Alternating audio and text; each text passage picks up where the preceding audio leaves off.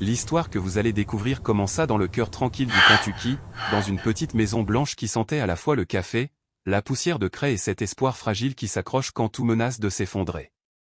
Là vivait Claire Donovan, une institutrice qui donnait tout ce qu'elle avait aux autres, jusqu'à ce qu'une nuit glaciale d'hiver, le ciel décide enfin de lui rendre quelque chose.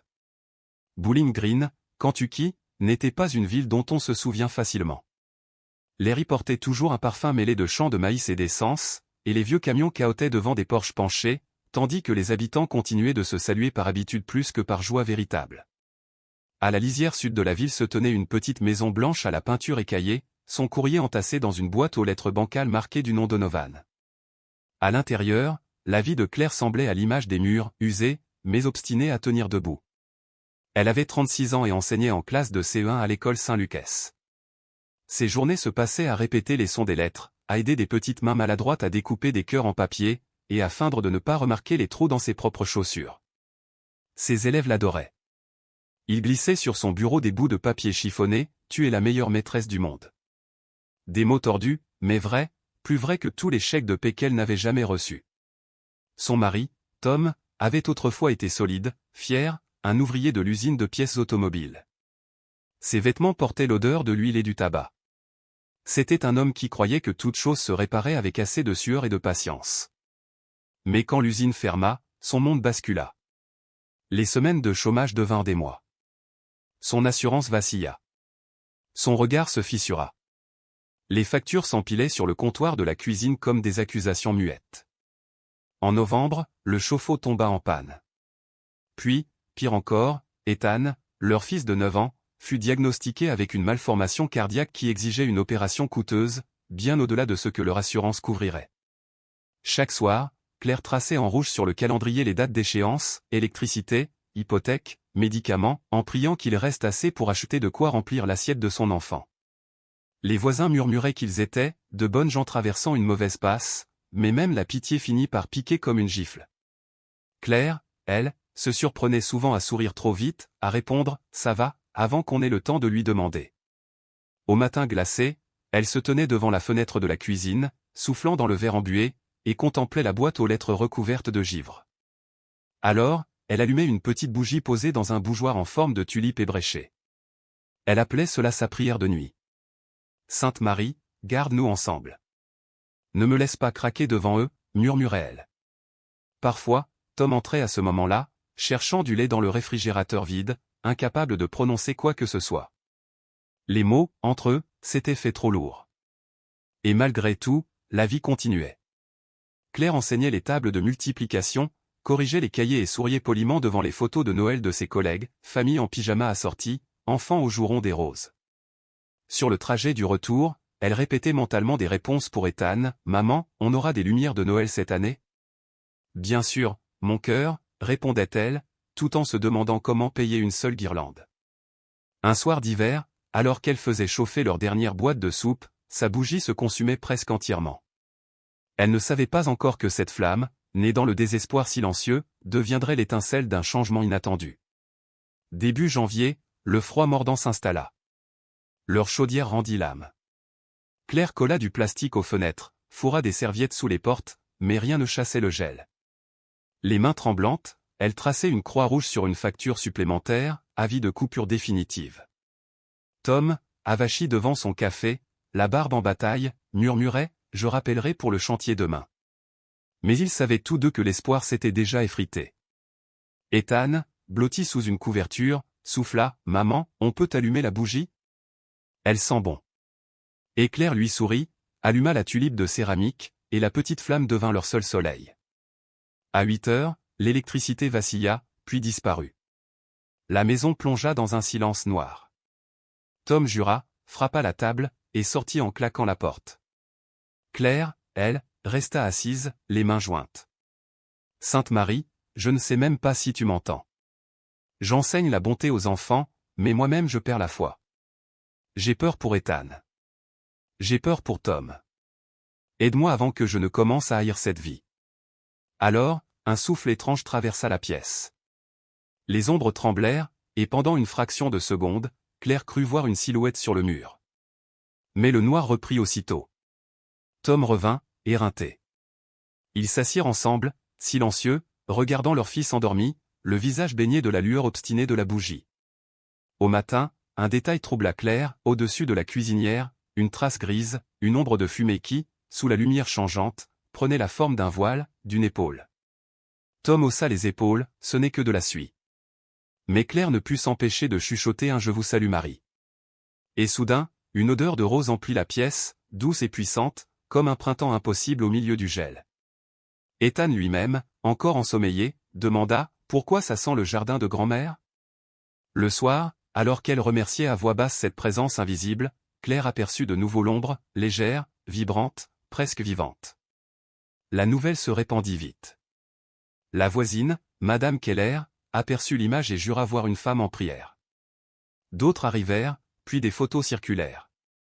En moins de 2 jours, le mot « miracle » se propagea sur les réseaux sociaux. Des voitures s'arrêtèrent, des inconnus vinrent déposer des fleurs, des chapelets. L'air de la rue entière s'embauma de rose.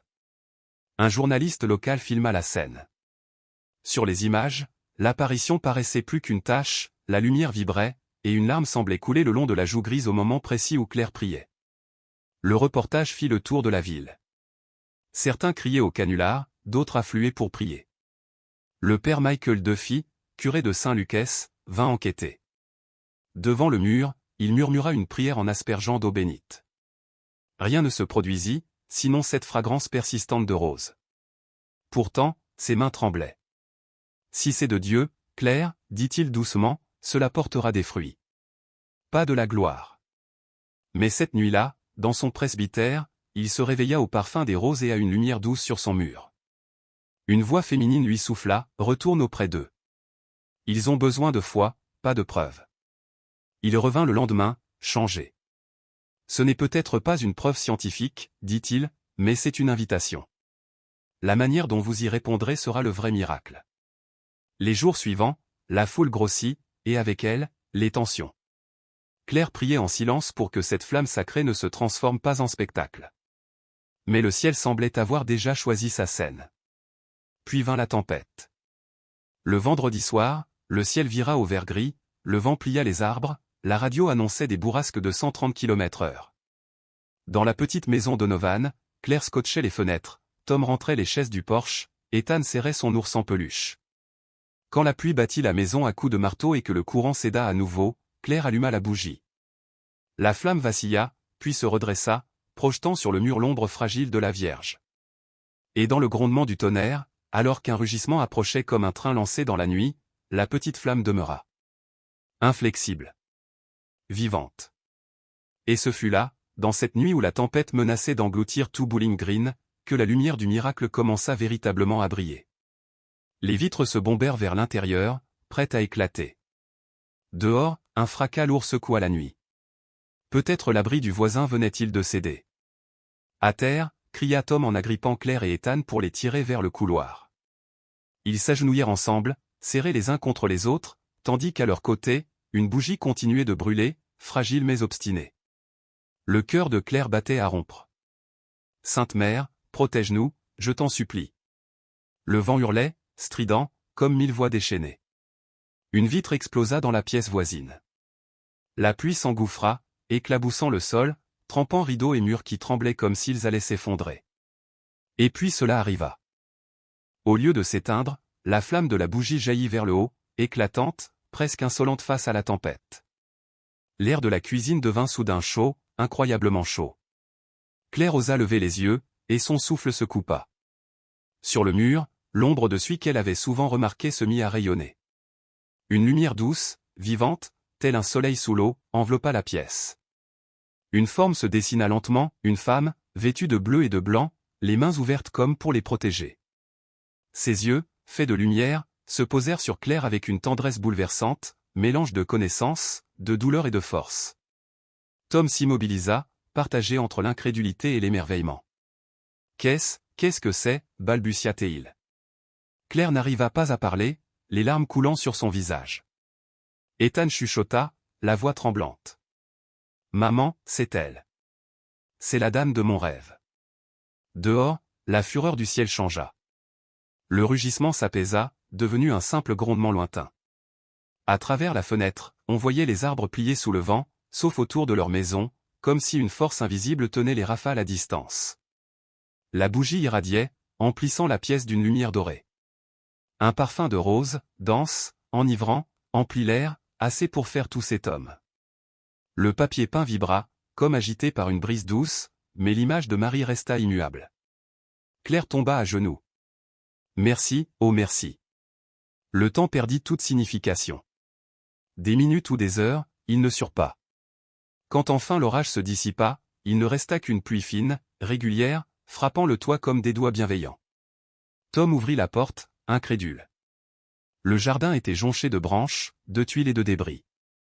Mais leur maison n'avait pas une seule égratignure. Les toits voisins étaient arrachés, les clôtures à terre. Et pourtant, leur boîte aux lettres, la petite croix au-dessus de la porte, la flamme de la bougie dans la fenêtre, tout était intact. Comment est-ce possible, murmura Tom, bouleversé. Claire regarda le mur. La lumière s'était éteinte, laissant seulement la trace sombre d'autrefois. Mais l'air vibrait encore d'une chaleur inexplicable. Parce qu'elle était là, souffla-t-elle. Le ciel se dégagea, dévoilant une lune pâle. Sur la route trempée devant la maison, des flaques reflétaient une silhouette de femme, lumineuse, qui disparaissait à mesure qu'on la regardait. Le lendemain matin, le monde semblait brisé. Des arbres arrachés, des fils électriques pendaient comme des cordes déchirées, et l'air portait cette odeur métallique qu'apporte l'éclair. Mais la maison Donovan se dressait, intacte. Pas une tuile manquante. Claire sortit sur le porche, pieds nus, éblouie par le soleil levant. Dans les flaques, elle crut distinguer des silhouettes voilées s'éloignant vers l'horizon. Elle cligna des yeux, elle s'était évanouie. Tom la rejoignit en silence, posant ses mains rugueuses sur ses épaules. « J'ai vérifié le toit, dit-il d'une voix basse. Tout est en ordre. Pas même une fissure. » Claire hocha la tête, incapable de parler. Pour la première fois depuis des mois, l'air autour de leur maison semblait léger, presque sacré. À l'intérieur, Ethan dormait encore. L'enfant, si fragile depuis tant de temps, affaibli par un cœur malade, se réveilla soudain. Et il rit. D'abord doucement, puis d'un rire clair, éclatant, qui fit trembler les murs d'angoisse accumulés. « Maman, appela-t-il. J'ai fait le plus beau rêve. » Claire accourut, haletante. « Dis-moi, mon trésor. » Ses yeux brillaient d'une clarté qu'elle n'avait pas vue depuis des mois. « Une dame en bleu, dit-il. » De la lumière sortait de ses mains. Elle m'a touché ici. Sa petite main appuya sur sa poitrine. Elle m'a dit que tes prières étaient montées au ciel. Puis elle a souri et m'a dit d'aller jouer. Claire sentit ses yeux se remplir de larmes. Elle caressa ses cheveux et murmura. Merci, Seigneur. Merci. Tom, figé dans l'embrasure de la porte, étouffa un sanglot. Claire, regarde-le. Il n'est plus pareil. En effet, ses joues étaient rosées, ses yeux vifs. Il posa les pieds au sol, se leva sans aide, d'un pas sûr. Pour la première fois depuis presque un an. 2 jours plus tard, ils allèrent à l'hôpital pour l'examen prévu. Le médecin, qui avait suivi le lent déclin d'Ethan, resta muet devant les résultats. Ses yeux s'écarquillèrent. « C'est impossible, murmura-t-il. L'inflammation autour de son cœur disparut.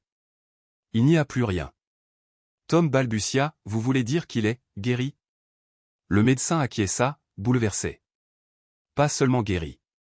En pleine santé. Si vous croyez au ciel, remerciez-le. » De retour à la maison, Claire reposa le vieux cierge sur le comptoir. Presque consumé, mais son verre intact. Elle l'alluma encore, ses mains enfin stables. Ethan dansait autour de la table en riant, serrant les mains de son père. Tom se pencha, son front contre celui de son fils. « Je ne comprends pas. Mais plus jamais je ne douterai. » La flamme vacilla doucement, et l'ombre de la Vierge sembla sourire. Non pas éclatante, mais assez pour rappeler que le ciel avait entendu. La nouvelle se répandit plus vite que la tempête. D'abord des murmures, de voisin en voisin, de banc d'église en banc d'église. Puis Bowling Green tout entier vibra. L'histoire d'une institutrice pauvre, d'un enfant malade et d'une image mystérieuse qui avait protégé leur maison ne pouvait rester secrète. Les premiers visiteurs arrivèrent discrètement. Un ancien mineur, appuyé sur sa canne, apporta une rose blanche. Je ne sais pas ce que je cherche, dit-il. Mais je sens qu'on m'a appelé ici. Il toucha le mur, ferma les yeux et pleura. Plus tard, il avoua que sa douleur de jambe, qu'il avait torturée 10 ans, avait disparu. Une veuve s'agenouilla en pleurant, je n'avais plus prié depuis 20 ans. Un adolescent laissa ses béquilles. Une mère célibataire raconta avoir rêvé d'une femme en lumière bleue qui lui disait « N'aie pas peur de recommencer ». En février, les voitures encombraient déjà la petite rue. On venait prier, douter, pleurer. Mais presque tous repartaient changés, plus calmes, comme si quelque chose les avait effleurés. Le père Michael organisa des chapelets en plein air près du jardin des Donovan. Ce n'est pas un sanctuaire, disait-il. C'est un lieu où le ciel a touché la terre. Chaque soir, quand le soleil se couchait, une lueur douce emplissait la fenêtre de la cuisine. Pas éclatante, mais assez chaude pour que les voix s'éteignent d'elles-mêmes. Claire accueillait les visiteurs avec thé et timidité. « Je ne suis qu'une institutrice, répétait-elle. Ce qui se passe ici n'est pas à cause de nous, mais à cause de la miséricorde. » Même Tom, sceptique de toujours, aidait à garer les voitures, distribuer des couvertures, placer une croix près de la fenêtre. On jurait lire sur son visage une paix nouvelle, née de la reddition. Ethan, à nouveau plein de rire, collait ses dessins d'anges autour de l'image. « Comme ça, elle ne sera pas seule, disait-il. Un soir, alors que le chapelet résonnait dans la neige, une lumière dorée traversa la rue, et chacun retint son souffle. On crut entendre, porté par le vent, que la foi soit ton abri. Et dans ce silence, la petite ville usée par les épreuves retrouva la mémoire de croire. Au printemps, l'église dut enquêter. Prêtres, scientifiques, journalistes débarquèrent avec appareils et bloc-notes. Ils prirent mesure, photos, relevés. Claire, nerveuse, triturait son alliance. Ethan dessinait un ange à la table. Tom les observait en silence. Un ingénieur fit passer un rayon laser sur le mur, la lumière se dispersa comme frappant une matière vivante. Le parfum des roses emplit encore la pièce. Même un scientifique athée, incrédule, posa la main sur le mur. Quand il la retira, il était tremblant, c'est chaud, comme si quelque chose me regardait. Le diocèse resta prudent, mais reconnut des fruits spirituels indéniables. Claire, elle, n'attendait plus aucun verdict. Elle savait déjà. L'amour, la guérison, la foi revenue, voilà le miracle. Les mois passèrent. La foule se dissipa. Mais chaque soir, Tom allumait une bougie à la fenêtre, en silence. Leur maison, autrefois simple et pauvre, était devenue un sanctuaire. À la fin du printemps, l'image s'effaça peu à peu. Pas de fracas, pas d'adieu, juste une disparition douce, comme l'aube devant le jour. Claire sourit à travers ses larmes, elle n'est pas partie. Elle n'a plus besoin de rester. La bougie fut offerte à l'église Saint-Luc. Les fidèles commencèrent à allumer leur propre cierge à côté, pour leurs malades, leurs doutes, leurs peines. On appela cela la bougie des pèlerins. Et chaque année, à l'anniversaire de la tempête, l'église brillait d'une chaleur particulière. Les Donovan ne cherchèrent jamais la gloire. Claire enseignait toujours ses élèves, Tom travaillait à l'usine, Ethan grandissait en garçon joyeux. Mais chaque soir, une bougie brillait encore dans leurs fenêtres. Et ceux qui passaient par Bowling Green juraient que l'air, près de cette maison blanche, semblait plus léger, comme si le ciel avait laissé là une trace éternelle. Car les miracles ne naissent pas toujours dans les cathédrales ou sur les montagnes. Parfois, ils commencent dans la cuisine d'une simple institutrice, par une prière murmurée, et une lumière qui refuse de s'éteindre.